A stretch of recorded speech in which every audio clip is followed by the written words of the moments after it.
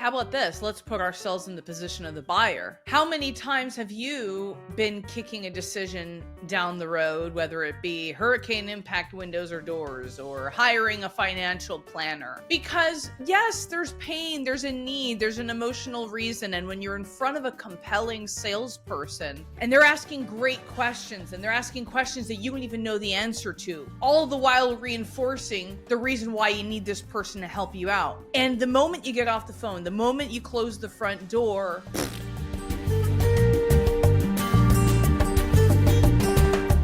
Hey closers, it's Carlos and Sophia in the house coming at you straight out of Miami for this week's episode of It Shouldn't Happen to Us podcast, because it shouldn't happen to us. We should know what we're doing, and yet it seems to happen to us too.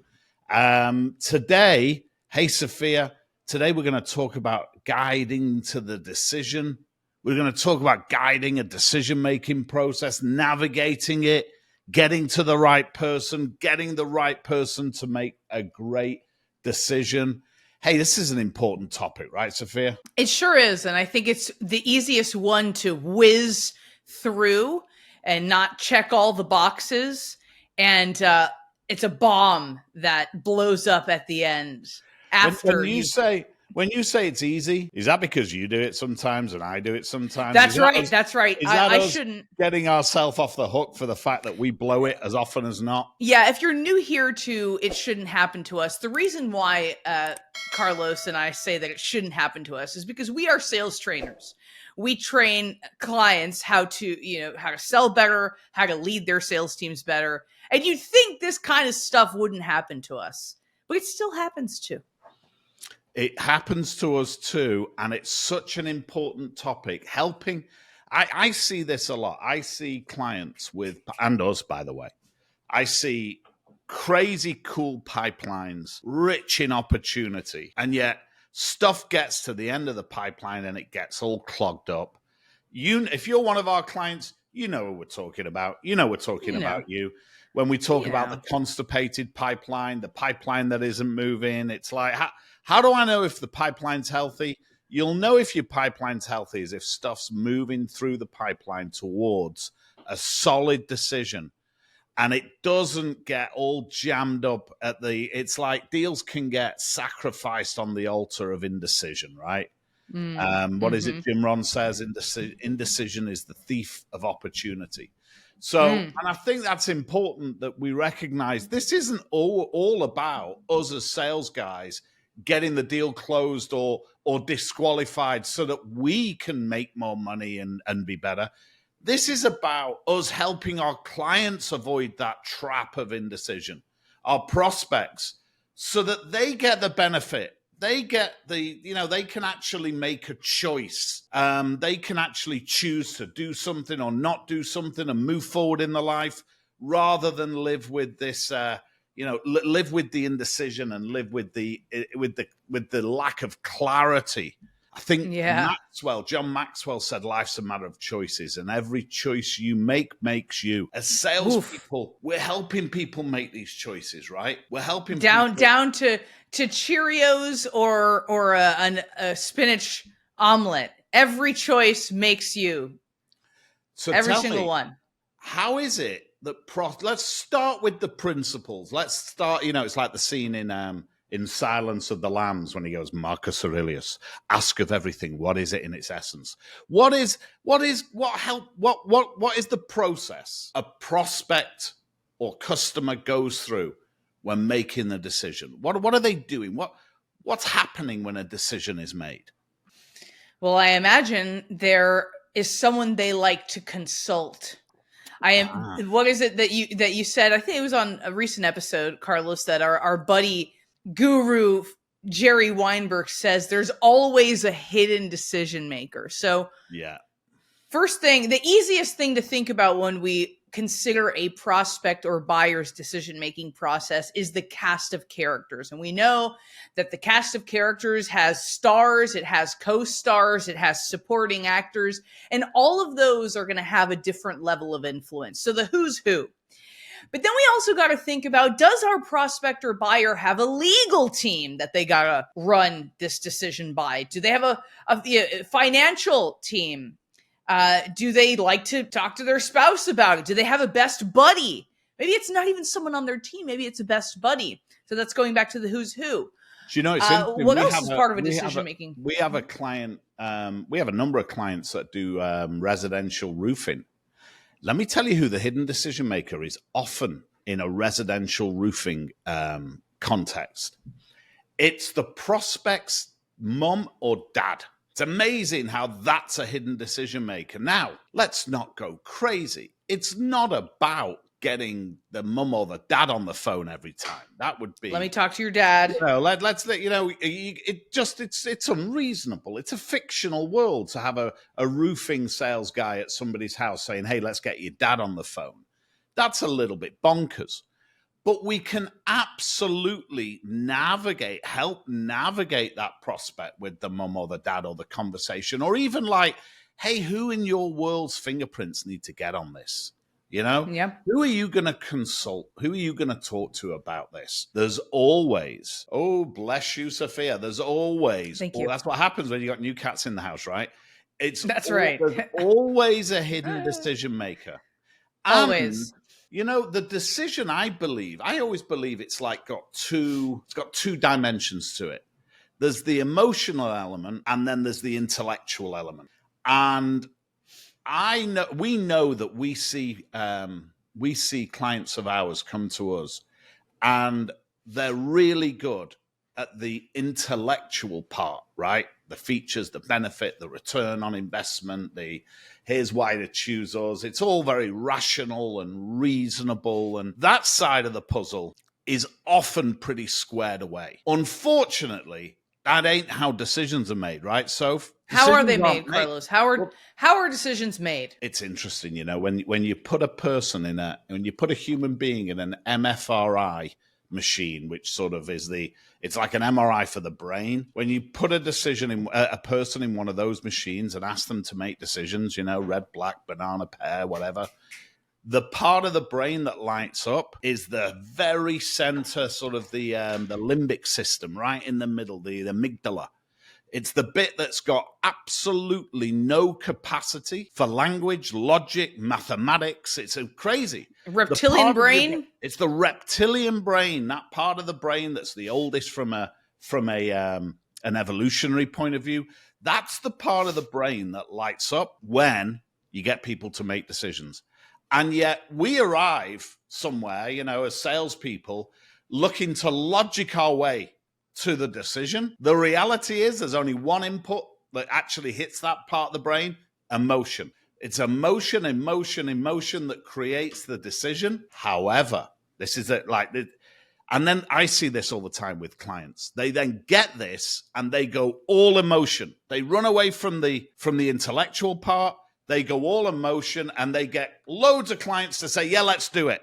Let's do it." They get loads of clients to make decisions. "Yeah, let's do it. No, let's not do it." They're great at then getting the decision. However, if you don't put an intellectual foundation underneath that emotional decision, when you walk out of the room or when you turn the Zoom off, that client, the emotion drops and it'll just disappear. It'll just collapse. The deal collapses.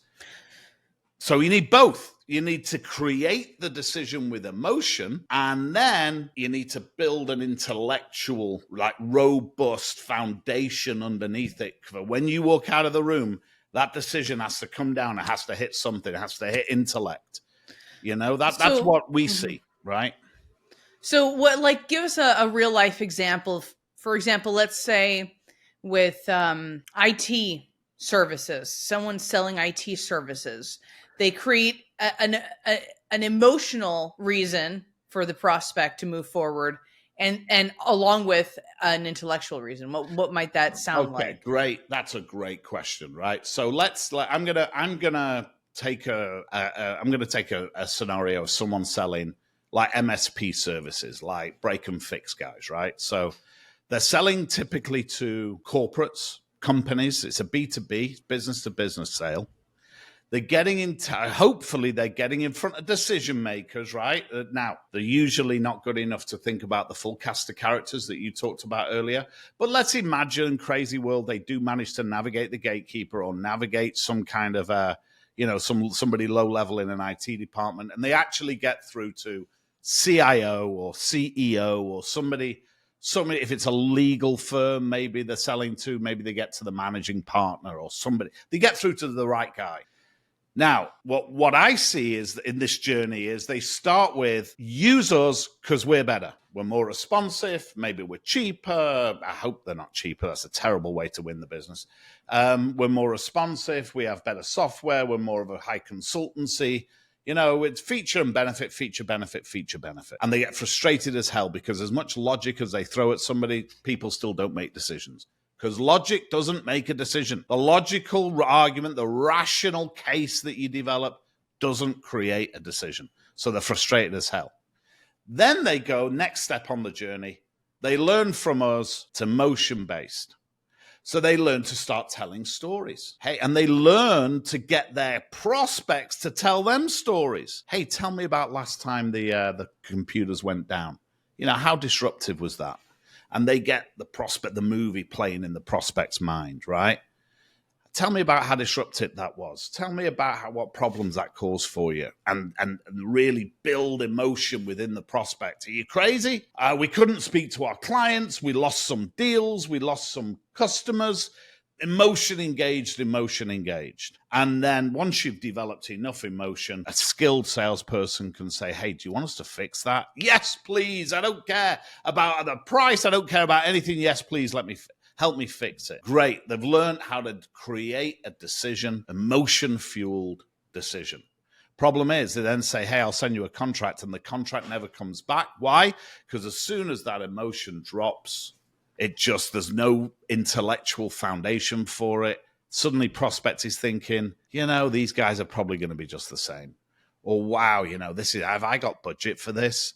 Or, should I run this past the information committee, whatever, right? I haven't got to decision. Maybe that I need to, the hidden decision makers come crawling out of the woodwork, whispering into their ear. Hey, do you know that company? I tell you, here's what a decision maker is going to say to himself. He's going to say, it's going to be a lot of work moving MSPs. Those guys know how we do things. Those guys have got all our records. God, I don't want to be, it's not even the dollar investment. It's the time investment that becomes indigestible now. So then in that journey, the salesperson learns we need to create emotion and put underneath it a foundation of logic. Great ROI case. Don't be cheaper, just offer more value. Great return on investment case. Pain, the problems have been monetized so that the mathematics is done so that the prospect can articulate the value case, why those dollars are well spent, why they should spend more dollars. They've got they've put it underneath it the logic of the power of having a partner, a consulting partner, like an outsourced CIO. They've created a logical case, and they've created the decision through an emotional journey that they've taken the prospect on. And those two things together, now we've got a great decision being made. That's how to do it. There's your example. You tell me, Sophia, because it happens to us too. When have you run into a problem? When have you had, because we've all done it, created a decision, had a prospect say, yeah, let's do it. This happened recently, right? Let's do it, let's do it. You got so tired of hearing let's do it, and it never got done, right? Yeah. Well, how about this? Let's put ourselves in the position of the buyer. How many times have you been kicking a decision down the road, whether it be hurricane impact windows or doors, or hiring a financial planner? Because yes, there's pain, there's a need, there's an emotional reason. And when you're in front of a compelling salesperson and they're asking great questions, and they're asking questions that you don't even know the answer to, all the while reinforcing the reason why you need this person to help you out.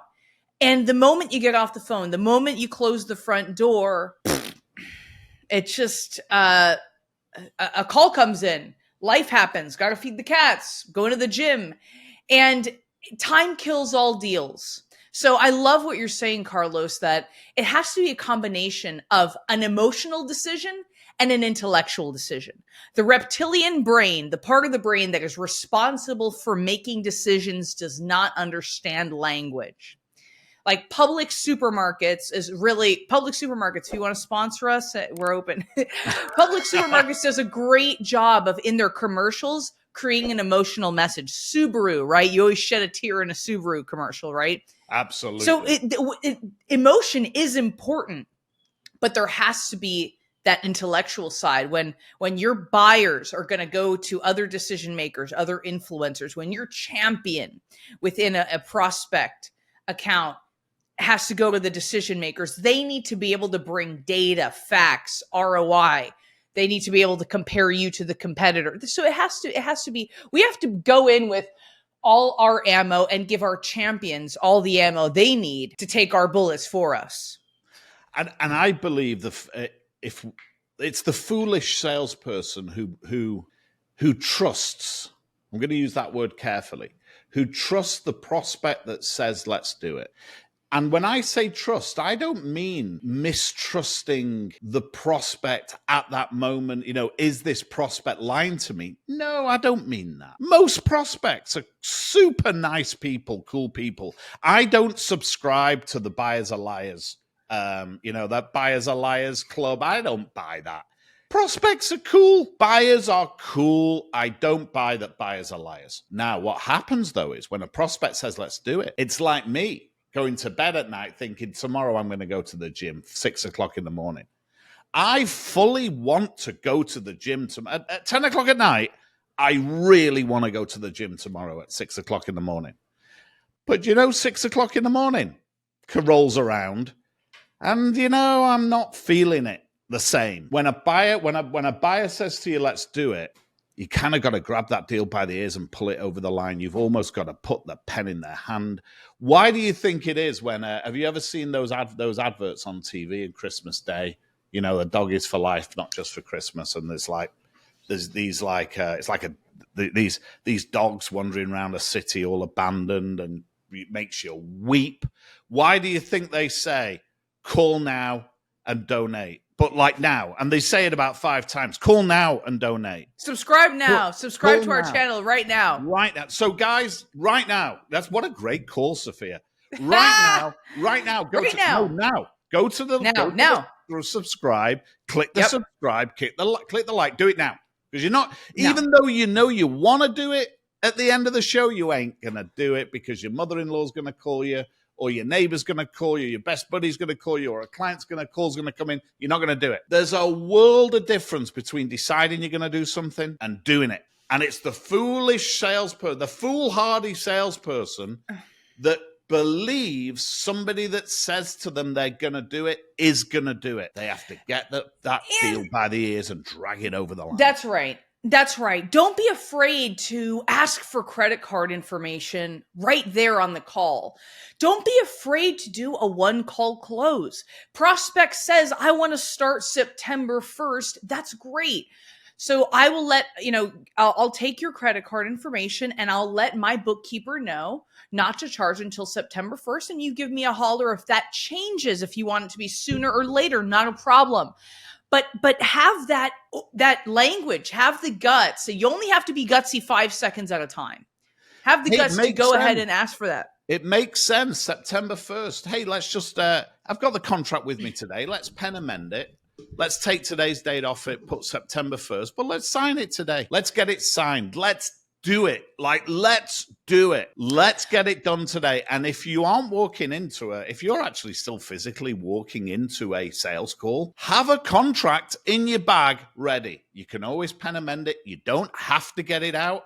But if you're getting the bucket energy, if you're getting why not? The energy, which is let's do it. I also believe if you're on a Zoom, you should have that contract ready to hit send on the Adobe Send, on the auto sign send system. Have it ready so that when they say, when you're getting a feel for it and you're saying, let's do it, send it them while they're still in the Zoom room. You have no idea how many deals I see lost in the 30 seconds between closing the Zoom room and sending the contract. That 30 seconds will kill 20-30% of your deals. It's crazy. It's crazy town. So, and let's think more about when I think about the decision-making journey. That's why you can't close it right there on the spot unless you have done your due diligence as a sales professional and uncovered how it is that this person makes decisions. Because guys, there is buyer's remorse. And what is the truth? Human beings don't like making decisions. They don't like making decisions. Human beings don't trust themselves to make decisions. They're afraid of making the wrong decision. They've made decisions that they've regretted in the past. But not committing to anything is not a great decision. And our number one responsibility in selling, like Carlos always says, is to lead someone to a great decision. So this isn't about boiler room. We are not saying on this ISHTU podcast, closers, that this is about, get that pen, push them to the close. That's not what this is about. This is about leading them to a great decision, but all the while knowing that time kills all deals. And remember that if you're putting a contract in front of them, you've already done your due diligence of uncovering the economics of this deal. Who are the cast of characters that need to be involved? What is their decision-making process? Hey, look at this. Just this week, someone on my team had the contract, was there at the close, and last minute out of nowhere says, hey, I'm going to put myself and another person in the program. I'm ready to go, but she's going to go on maternity leave. So give me until September 1st and I'll let you know, because I don't know if she's going to come back after maternity leave.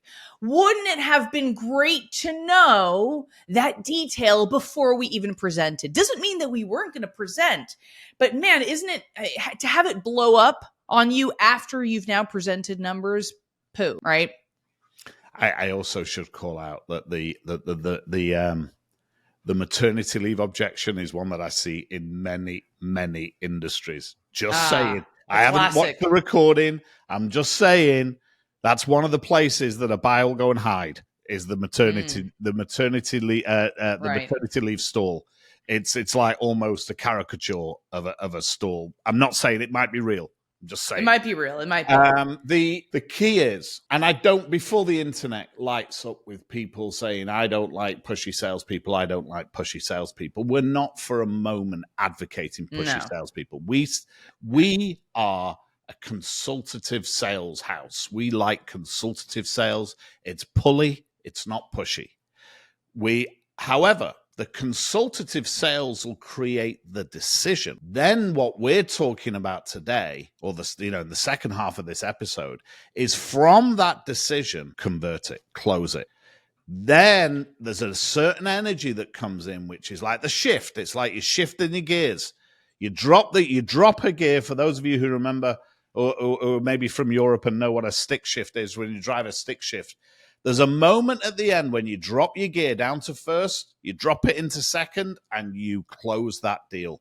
It's not about being a pushy sales guy. It's about getting someone who's made a decision the benefit that they wanted when they made that decision.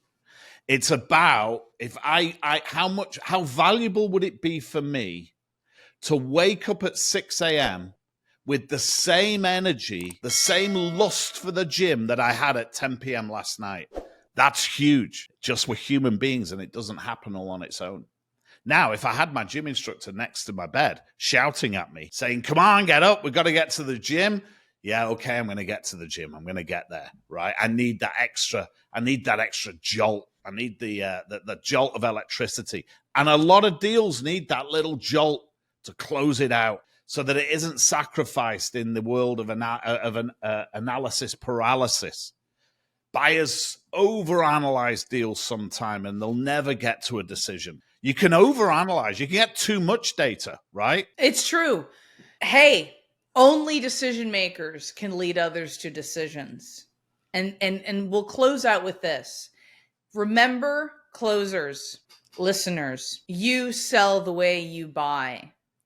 if you are an indecisive person, if you are ordering a salad and they say spinach or arugula, and you're like, spinach. Okay, would you like brown rice or white rice? If you're someone who has to marinate on every single decision, know that you're going to tolerate the maternity leave objection. You're going to let prospects take you through the wash, spin, and rinse of their decision making. So become a decision maker today with something as simple as when you order your salad. Just do it. Just do it. Just make a decision. Pour it on. Pick a lane and go full throttle. If you're going the wrong way, you'll find out faster. Don't tolerate indecision, guys, in others or yourself. And hey, with that, we're going to say goodbye to our closers. It's goodbye from Sophia. And good selling from Carlos. Take care, folks. See you next week.